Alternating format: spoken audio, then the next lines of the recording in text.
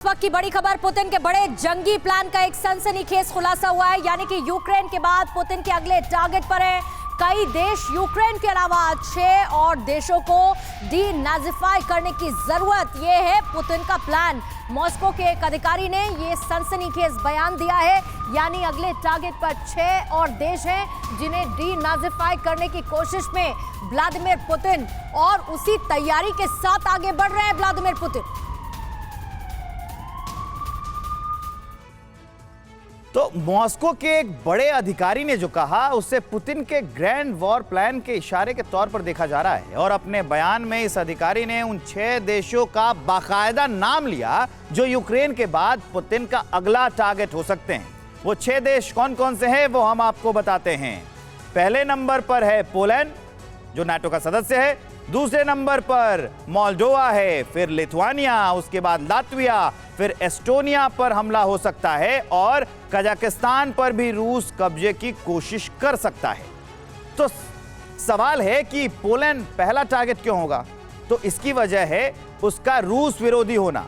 साथ ही पोलैंड की सीमा यूक्रेन से लगती है। पोलैंड पहले दिन से यूक्रेन के साथ है। पोलैंड के रास्ते ही अमेरिका और यूरोपीय देशों से हथियारों की खेप और बाकी मदद यूक्रेन पहुंच रही है। इसलिए पोलैंड बुरी तरह से रूस की आंखों में चुभ रहा है।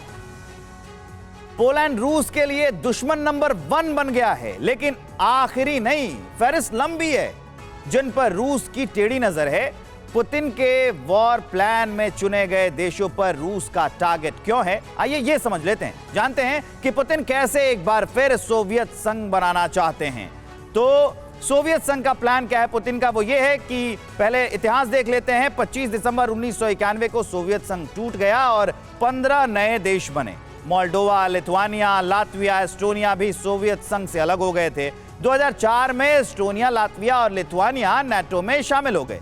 ये तीनों ही देश रूस की आंखों में चुभते रहे और उसके दुश्मनों में शामिल हो गए। यूक्रेन के बाद एस्टोनिया, लातविया, लिथुआनिया टारगेट हो सकते हैं। कहा जाता है कि पुतिन दोबारा सोवियत संघ बनाने की इच्छा रखते हैं, तभी ये सब कर रहे हैं। अड़ी सोमवार से शुक्रवार शाम 6 बजे सिर्फ TV9 भारतवर्ष पर।